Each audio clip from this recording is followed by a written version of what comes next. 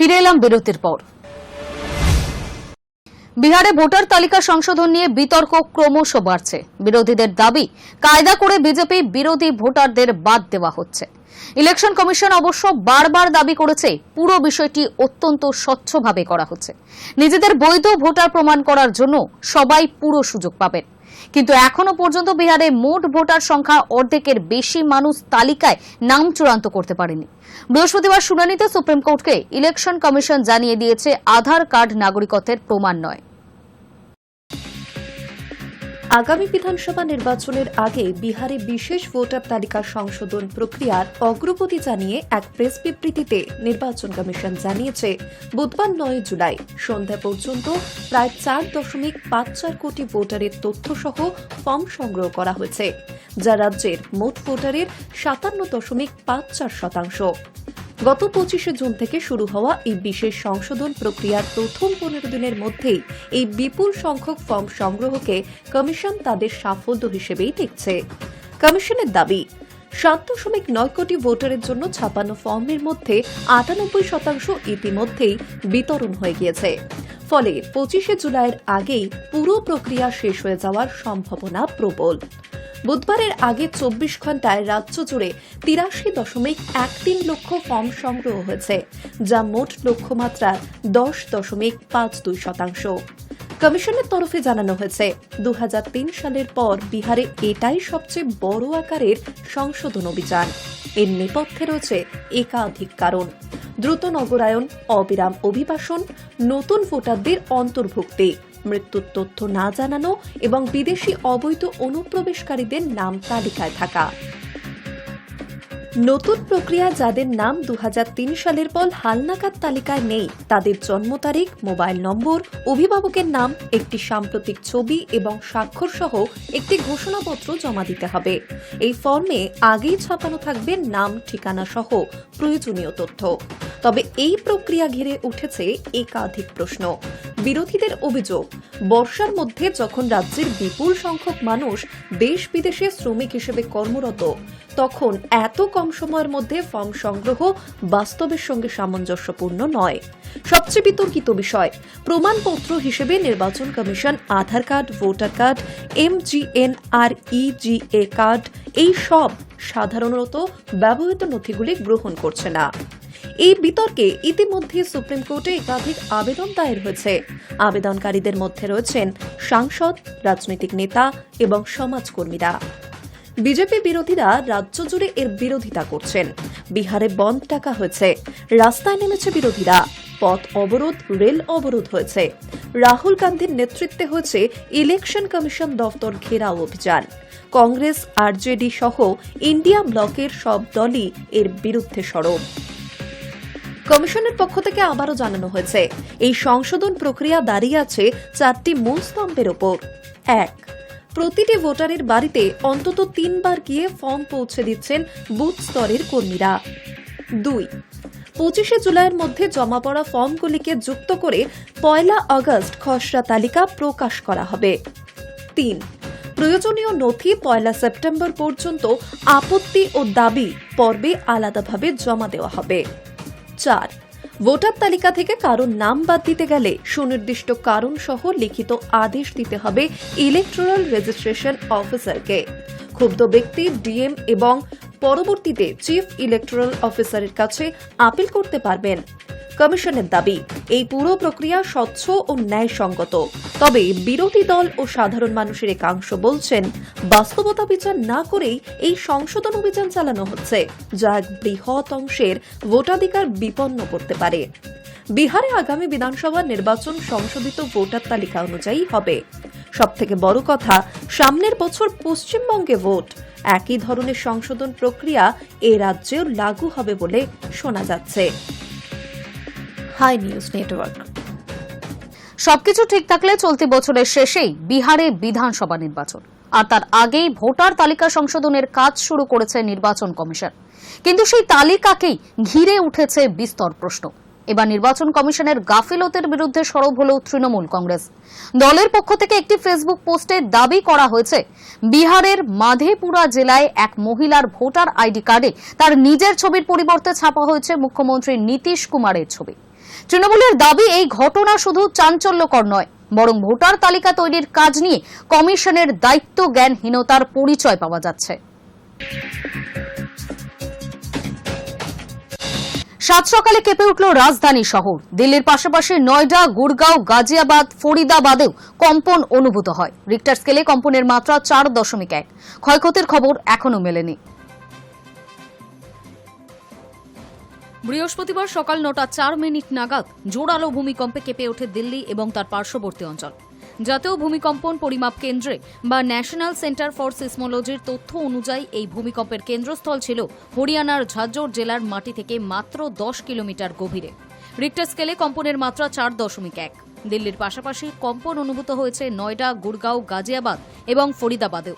তবে এখনো পর্যন্ত কোনো ক্ষয়ক্ষতির খবর মেলেনি। কম্পন অনুভূত হয়েছে হরিয়ানার সোনিপত, রোহতক এবং হিসারেও। ভূমিকম্প অনুভূত হওয়ার কিছুক্ষণের মধ্যেই বিষয়টি নিয়ে সমাজ মাধ্যমে পোস্ট করতে দেখা যায় বহু মানুষকে। আতঙ্কে বাড়ির বাইরে বেরিয়ে আসেন বাসিন্দারা। দিল্লি এবং গুড়গাঁওয়ে প্রচুর অফিস রয়েছে। ভূমিকম্পের সময় সেই অফিসগুলির কম্পিউটার কাঁপতে শুরু করেছিল বলেই জানা গিয়েছে। প্রসঙ্গত, গত ফেব্রুয়ারি মাসেও ভূমিকম্পের কবলে পড়েছিল দিল্লি। সেই সময় তীব্রতা ছিল 4। তখনও কোনো ক্ষয়ক্ষতি হয়নি। ভূবিজ্ঞানীদের মতে ভৌগোলিক অবস্থানের কারণে দিল্লিতে ভূমিকম্প অস্বাভাবিক নয়। High News Network. ভারী বৃষ্টি, ভূমিধস এবং হড়পা-বানে বিধ্বস্ত হিমাচল প্রদেশ। মৃতের সংখ্যা বেড়ে দাঁড়ালো 85। নিখোঁজ বহু। গত 25শে জুন থেকে শুরু হওয়া বৃষ্টির জেরে ভয়ঙ্কর পরিস্থিতি তৈরি হয়েছে উত্তরের পাহাড়ি অঞ্চল হিমাচল প্রদেশে। যুদ্ধকালীন তৎপরতায় চলছে উদ্ধার কাজ। গত কয়েকদিন টানা বৃষ্টিতে সবচেয়ে বেশি ক্ষতিগ্রস্ত হয়েছে মান্ডি জেলা। হিমাচল প্রদেশের বিভিন্ন জায়গায় ইতিমধ্যেই লাল সতর্কতা জারি করেছে মৌসুম ভবন। চলবে বৃষ্টিপাতও। ফলে আগামী দিনে হিমাচল প্রদেশে বিপদ আরও বাড়বে বলেই মনে করছে বিশেষজ্ঞরা। পাহাড়ি এই রাজ্যে এখনো পর্যন্ত প্রায় 800 কোটি টাকার সম্পত্তি ক্ষতিগ্রস্ত হয়েছে বলে সূত্রের খবর। ভূমিধসের জেরে অবরুদ্ধ হয়ে পড়েছে হিমাচলের বহু রাস্তাঘাট। ফলে আটকে পড়েছেন বহু পর্যটক। প্রবল বৃষ্টিতে ভেসে গিয়েছে 300রও বেশি গবাদি পশু। ভেঙেছে বহু ঘরবাড়িও। অকেজ হয়ে গিয়েছে রাজ্যের 500রও বেশি বৈদ্যুতিক ট্রান্সফরমার।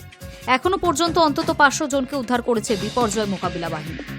প্রবল বৃষ্টিতে ফুলে ফেপে উঠেছে বিপাশা। মান্ডির পাশাপাশি খারাপ পরিস্থিতি সিমলা এবং কুল্লুরও। কুল্লুতে জাতীয় সড়কের উপর দিয়ে বইছে নদীর জল। জাতীয় বিপর্যয় মোকাবিলা বাহিনীর একাধিক দল রাজ্যের বিভিন্ন জায়গায় মোতায়েন করা হয়েছে। উদ্ধার কাজে হাত লাগিয়েছে রাজ্য বিপর্যয় মোকাবিলা বাহিনী। কিন্তু টানা বৃষ্টিতে সেই উদ্ধার কাজও ব্যাহত হচ্ছে। তার মধ্যে আগামী কয়েকদিন পাহাড়ি রাজ্যে ভারী বৃষ্টির সতর্কতা জারি করেছে মৌসুম ভবন। High News Network. ভারতে ইন্টারনেট পরিষেবা চালু করার জন্য নিয়ামক সংস্থার অনুমোদন পেল ইলন মাস্কের সংস্থা স্টারলিংক। কৃত্রিম উপগ্রহ ভিত্তিক ইন্টারনেট পরিষেবা দেয় মাস্কের এই সংস্থা।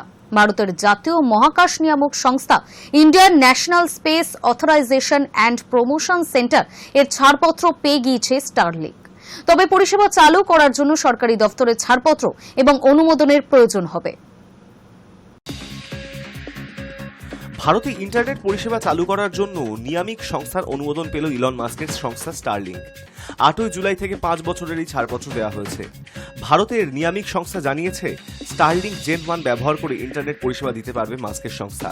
তবে 5 বছরের আগে স্টারলিংক জেন 1 বন্ধ হয়ে গেলে ছাড়পত্র ও মেয়াদ তখনই ফুরিয়ে যাবে। স্টারলিংক জেন 1 হল পৃথিবী পৃষ্ঠের কাছাকাছি কক্ষপথে ঘুরতে থাকা অনেকগুলি কৃত্রিম উপগ্রহের সমষ্টি। সংবাদ সংস্থা পিটিআই অনুসারে এর মধ্যে 4408টি কৃত্রিম উপগ্রহ রয়েছে। সবগুলি পৃথিবী থেকে 540 থেকে 570 কিলোমিটার দূরত্বের মধ্যে। এগুলির মাধ্যমে ভারতে 600 জিবি প্রতি সেকেন্ড গতিতে ইন্টারনেট পরিষেবা দেওয়া যেতে পারে।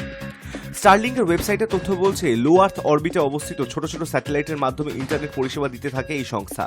পৃথিবী পৃষ্ঠের থেকে 160 থেকে 2000 কিলোমিটার উচ্চতার মধ্যে কক্ষপথগুলিকে লো আর্থ অরবিট বলা হয়ে থাকে। নিচু অবস্থানের কারণে এই স্যাটেলাইট থেকে প্রত্যন্ত অঞ্চলেও ইন্টারনেট পৌঁছে দেওয়া যায়। 2022 সাল থেকে ভারতীয় বাজারে বাণিজ্যিকভাবে ইন্টারনেট পরিষেবা চালু করার চেষ্টা চালিয়ে যাচ্ছে মাস্কের সংস্থা। জিও স্যাটেলাইট কমিউনিকেশনস এবং ইউটেলস্যাট ওয়ানওয়েব এই দুই সংস্থা আগেই কৃত্রিম উপগ্রহ ভিত্তিক ইন্টারনেট পরিষেবা ব্যবহারের ছাড়পত্র পেয়েছে। এবার স্টারলিংককেও ছাড়পত্র দিল ভারতের মহাকাশ নিয়ামক সংস্থা। সম্প্রতি রিলায়েন্সের জিও এবং ভারতী এয়ারটেলের সঙ্গে একটি চুক্তিও করেছে স্টারলিংক। তবে ইন্টারনেট পরিষেবা চালুর জন্য স্পেকট্রাম পেতে এখনও অপেক্ষা করতে হবে মাস্কের সংস্থাকে। সূত্রের খবর, এ ধরনের ক্ষেত্রে যোগাযোগ মন্ত্রক, প্রতিরক্ষা মন্ত্রক সহ বিভিন্ন সরকারি দপ্তরের ছাড়পত্রের প্রয়োজন। সেই ছাড়পত্র পাওয়ার পরেই ভারতে পরিষেবা চালু করতে পারবে তারা। মাস্কের সংস্থা স্পেসএক্সই স্টারলিংক পরিষেবা দেয় বিশ্বজুড়ে। এই পরিষেবায় দ্রুতগতির ইন্টারনেট পৌঁছে দেওয়ার লক্ষ্যে স্যাটেলাইট সংযোগ ব্যবহার করে থাকে। যেহেতু এটি কোনো ফাইবার কেবলের মাধ্যমে পরিষেবা প্রদান করে না, তাই প্রত্যন্ত অঞ্চলে সেই পরিষেবা পৌঁছতে পারে। প্রাকৃতিক দুর্যোগেও পরিষেবা ব্যাহত হয় না বলেই দাবি সংস্থার। High News Network. শুল্ক বিরোধ এবং প্রস্তাবিত দ্বিপাক্ষিক বাণিজ্য চুক্তি নিয়ে মার্কিন যুক্তরাষ্ট্রের সাথে আবার আলোচনার জন্য ভারতীয় বাণিজ্য মন্ত্রণালয়ের একটি দল শীঘ্রই ওয়াশিংটন সফরে যাবে। সফরের তারিখ এখনো নিশ্চিত করা হয়নি, তবে পিটিআই সূত্রে জানা গিয়েছে দলটির আগামী সপ্তাহে ওয়াশিংটন সফরে যাওয়ার সম্ভাবনা রয়েছে। আসলে এই সফরে দ্বিপাক্ষিক বাণিজ্য চুক্তির অন্তর্বর্তীকালীন এবং প্রথম পর্যায়ের উভয় বিষয়ে আলোচনা হবে। ভারত মার্কিন যুক্তরাষ্ট্রের সঙ্গে একটি বাণিজ্য চুক্তি চূড়ান্ত করার জন্য কাজ করছে। বৃহস্পতিবার বাণিজ্য বিভাগের বিশেষ সচিব এবং প্রস্তাবিত ভারত মার্কিন দ্বিপাক্ষিক বাণিজ্য চুক্তির প্রধান আলোচক রাজেশ আগারওয়াল বলেছেন, আমরা সবেমাত্র যুক্তরাষ্ট্রের সঙ্গে একটি চুক্তি সম্পন্ন করেছি। আমরা ইউরোপীয় ইউনিয়নের সঙ্গেও আলোচনা করছি। আমরা মার্কিন যুক্তরাষ্ট্রের সঙ্গে একটি চুক্তি চূড়ান্ত করার চেষ্টা করছি।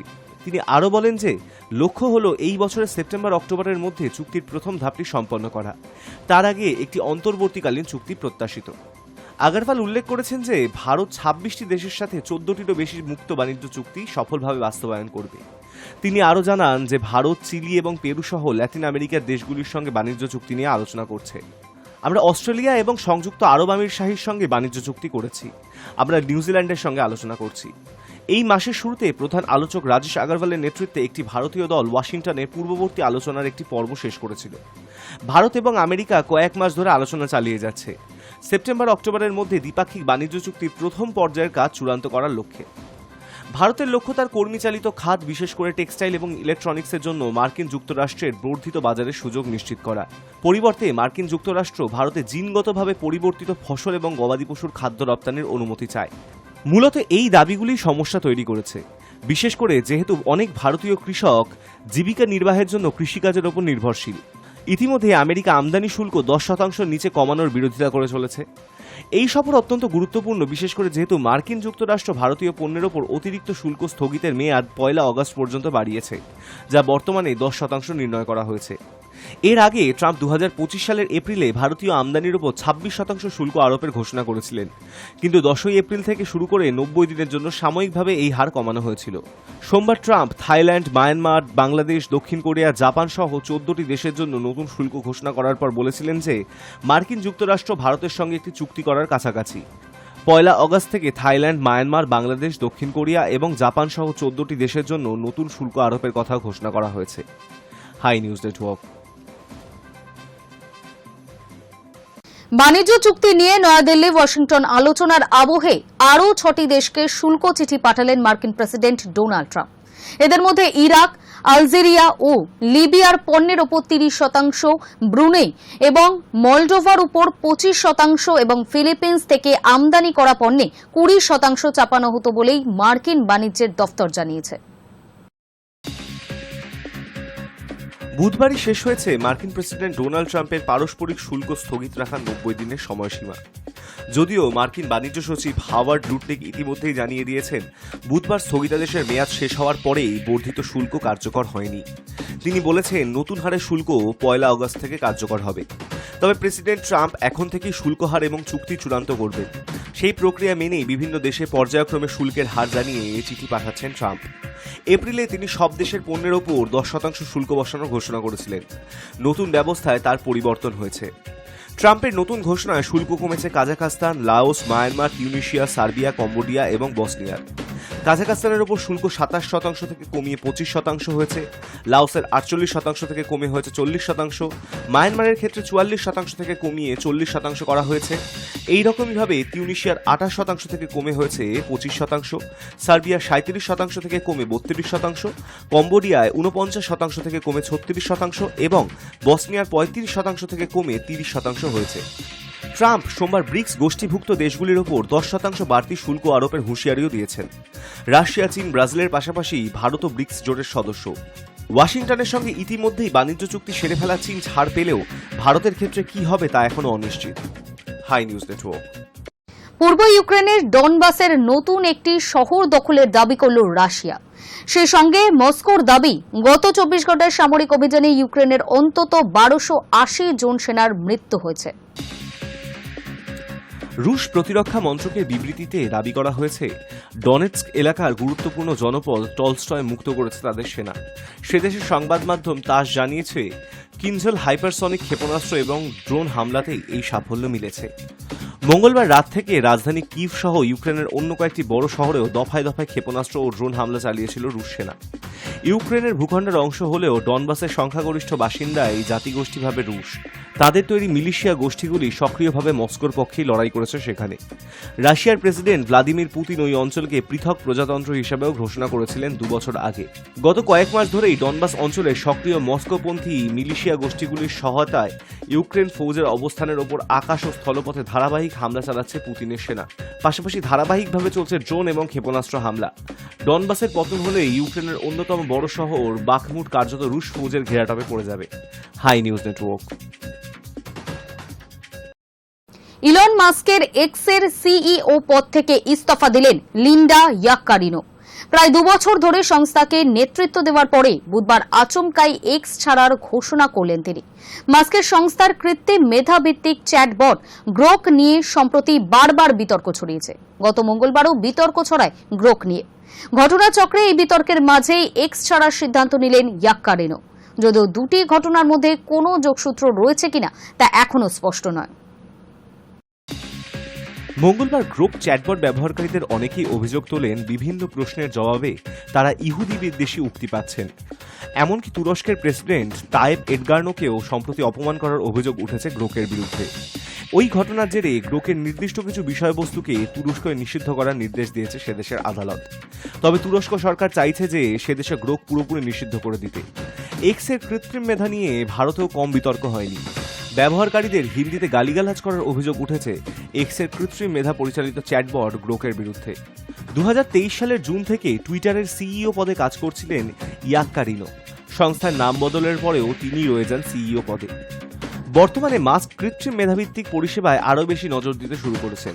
কয়েক মাস আগে এক্সকে নিজের অপর সংস্থা এক্স এআই এর কাছে বেচে দিয়েছেন তিনি। মাস্কের মালিকাধীন দুটি সংস্থা আগে থেকেই একসঙ্গে কাজ করছিল। তবে এক্সকে আনুষ্ঠানিকভাবে এক্স এআই এর কাছে বিক্রি করে দেওয়ার ফলে নতুন সংস্থায় লিন্ডার কি ভূমিকা থাকবে তা নিয়ে প্রশ্ন উঠতে শুরু করেছিল। এই আবহেই বুধবার নিজের সমাজ মাধ্যমে পোস্ট করে এক্স ছাড়ার কথা জানালেন ইয়াক্কারিনো। এক্স এআই এর সঙ্গে যুক্ত হওয়ার পরে এক্সের নতুন অধ্যায় আরও ভালো কিছু আসবে বলেও জানিয়েছিলেন তিনি। তবে 2 বছরের মাথায় হঠাৎ কেন এক্স ছাড়ার সিদ্ধান্ত নিলেন তা ওই পোস্টে স্পষ্ট নয়। High News Network. বেসরকারি নার্সিংহোমে তাণ্ডব চালানোর অভিযোগ, তৃতীয়বার নোটিশ পাঠিয়ে তলব করা হলো বিজেপি নেতা কৌস্তব বাগচিকে। বেসরকারি নার্সিং হোমে তাণ্ডব চালানোর অভিযোগে তৃতীয়বার নোটিশ পাঠিয়ে তলব করা হলো বিজেপি নেতা কৌস্তব বাগচিকে। বুধবার বিজেপি নেতাকে দেওয়া নোটিশে আগামী শনিবার সকাল 11টায় মোহনপুর থানায় হাজিরা দিতে বলা হয়েছে। আর এই নিয়ে কৌস্তব বাগচি জানিয়েছেন, মোহনপুর থানা আমার বিরুদ্ধে যে মিথ্যা মামলা করেছিল তার প্রেক্ষিতেই গত সোমবার ব্যারাকপুর আদালতে আত্মসমর্পণ করে জামিন পাই। বিষয়টি আমি মোহনপুর থানার ভারপ্রাপ্ত আধিকারিক এবং তদন্তকারী অফিসারকে জানিয়েছিলাম। তারপরও আমার কাছে নোটিশ এসেছে। আর এতেই বোঝা যায় রাজ্য পুলিশ কতটা প্রতিহিংসা পরায়ণ। যদিও পুলিশ সূত্রে জানা গিয়েছে, তদন্তে সহযোগিতা করা, তলব করলে থানায় হাজির হওয়া এই শর্ত সাপেক্ষেই আদালত কৌস্তবকে জামিন দিয়েছে। তাই তদন্তের স্বার্থেই তাকে তলব করা হয়েছে। প্রসঙ্গত, গত 1 জুলাই ব্যারাকপুরের ওয়ারলেস মোড় সংলগ্ন বেসরকারি হাসপাতালে রোগী মৃত্যুর ঘটনায় বিজেপি নেতা কৌস্তব বাগচির বিরুদ্ধে আঙুল উঁচিয়ে চিকিৎসকদের হুমকি, শাসানোর অভিযোগ ওঠে। ঘটনার ভিডিও সোশ্যাল মিডিয়ায় ছড়িয়ে পড়ে। তার ফলে ব্যাপক চাঞ্চল্য ছড়ায়। বেসরকারি হাসপাতালে শুধু বিজেপি নেতা নন, আরও অনেকেই উত্তেজনা ছড়িয়েছিল বলে অভিযোগ। তদন্তে নেমে কৌস্তব সহ আরও একজনকে চিহ্নিত করা হয় বলেই খবর। High News Network. ফের মেট্রো বিভ্রাট। বৃহস্পতিবার সকালে নোয়াপাড়া কারশেডে বিদ্যুতের সমস্যার জেরে স্টেশনে মেট্রো আসতে দেরি করে, যার জেরে ব্যাপক ভিড় জমে স্টেশনে। অফিস টাইমে ভোগান্তির শিকার হতে হয় মানুষজনকে।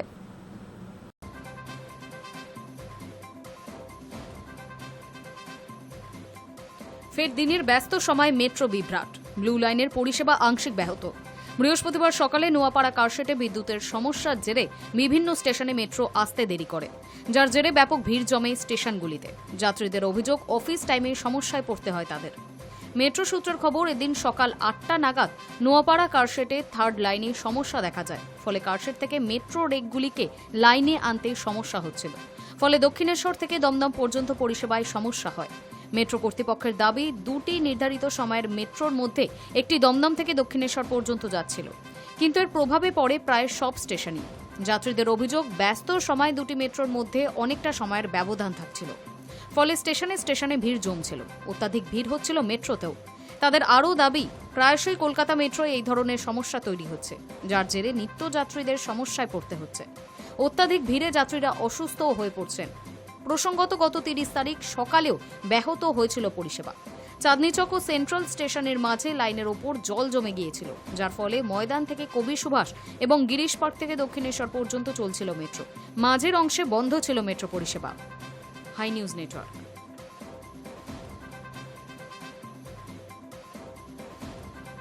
মুম্বাইয়ের সাংবাদিক সম্মেলনে গিয়ে বিতর্কে জড়িয়েছেন প্রসেনজিৎ চট্টোপাধ্যায়। মালিক ছবির সাংবাদিক সম্মেলনে কলকাতার এক সাংবাদিক প্রসেনজিৎকে প্রশ্ন করেছিলেন বাংলায়। সঙ্গে সঙ্গে তিনি পাল্টা প্রশ্ন তোলেন, এখানে বাংলা কথা বলার কি প্রয়োজন? আর তারপর থেকেই কটাক্ষ ধেয়ে আসতে থাকে তার দিকে। অবশেষে সেই বিতর্কে নীরবতা ভাঙলেন প্রসেনজিৎ। সমাজ মাধ্যমের দীর্ঘ পোস্টে তিনি স্পষ্ট জানালেন তার বক্তব্য। মুম্বাইয়ের সাংবাদিক সম্মেলনে গিয়ে বিতর্কে জড়িয়েছিলেন প্রসেনজিৎ চট্টোপাধ্যায়। মালিক ছবির সাংবাদিক সম্মেলনে কলকাতার এক সাংবাদিক প্রসেনজিৎকে বাংলায় প্রশ্ন করেছিলেন। সঙ্গে সঙ্গেই তিনি পাল্টা প্রশ্ন তোলেন, এখানে বাংলায় কথা বলার কি প্রয়োজন? আর তারপর থেকেই কটাক্ষ ধেয়ে আসতে থাকে তার দিকে। অবশেষে সেই বিতর্কে নীরবতা ভাঙলেন প্রসেনজিৎ। সমাজ মাধ্যমে দীর্ঘ পোস্টে তিনি জানালেন, সাংবাদিক সম্মেলনে যারা উপস্থিত ছিলেন তাদের বেশিরভাগ মানুষই বাংলা বোঝেন না, তাই তার এই মন্তব্য। সমাজ মাধ্যমে তিনি লিখেছেন, কিছুদিন হলো আমার একটা কথা বলা ভালো একটা বাক্য সমাজ মাধ্যমে ছড়িয়ে পড়েছে। আমি 42 বছর মূলত বাংলায় কাজ করেছি। ওই স্বীকারোক্তিতে অভিনেতা দাবি করেছেন, সেদিন সাংবাদিক সম্মেলনে উপস্থিত চিত্র পরিচালক, শিল্পী বা অন্যান্যরা সকলেই প্রথম থেকে ইংরাজিতে কথা বলছিলেন। এর মধ্যেই কলকাতার এক সাংবাদিক তাকে বাংলায় প্রশ্ন করেন। সেই মুহূর্তে তার মনে হয়েছিল বাংলায় উত্তর দিলে হয়তো অনেকে সঠিক মানে বুঝতে পারবেন না, তাই তিনি ওই কথা বলেছিলেন। উক্ত সাংবাদিক সম্পর্কেও লিখেছেন প্রসেনজিৎ। তিনি স্পষ্ট লেখেন, বাংলার একজন সাংবাদিক আমায় বাংলায় প্রশ্ন করেন। তিনি আমার দীর্ঘদিনের পরিচিত স্নেহের পাত্রে। যেহেতু ওখানে বাংলা ভাষা বোঝেন না এমন মানুষের সংখ্যাই বেশি, তাই খানিকটা বাধ্য হই আমি ওকে বলি বাংলায় কেন প্রশ্ন করছেন। কিন্তু তারপর থেকে যেভাবে কলকাতা সহ গোটা বাংলায় তিনি কটাক্ষের শিকার হচ্ছেন, তাতে কষ্ট পাচ্ছেন বলেই জানান অভিনেতা। তিনি লিখেছেন, অনেকেই এই কথার আক্ষরিক সূত্রে হয়তো আঘাত পেয়েছেন। কষ্ট আমিও পেয়েছি, এখনো পাচ্ছি। কারণ ওই কথার এমন প্রতিক্রিয়া হতে পারে ভাবতেই পারিনি। হয়তো কয়েকটা ইংরাজি শব্দ ব্যবহার করে আমার বলা কথার উদ্দেশ্যটা আমি বোঝাতে পারিনি। আমার ধারণা সেখান থেকেই ভুল বোঝাবুঝি হয়েছে। কারণ নিজেদের মাতৃভাষাকে অসম্মান করার কথা আমি দুঃস্বপ্নেও ভাবতে পারি না। আমার প্রশ্ন বুম্বাদাকে, সেটা হচ্ছে যে বাংলায় তোমাকে পুলিশের ছবিতে দেখেছি প্রবীর রায়চৌধুরী, এখানেও দেখে মনে হচ্ছে ওইরকমই একটা কিছু। তো Why do you need to talk in Bengali? আমি বাংলায় কথা বলছি। বাংলা ভাষা নিয়ে নিজের আবেগ উজাড় করে দিয়েছেন তিনি। প্রসেনজিৎ লিখেছেন, বাংলা আমার প্রাণের ভাষা, ভালোবাসার ভাষা। তবে চিরকাল আমার কাছে বাংলার মানুষের বিচার শিরোধার্য।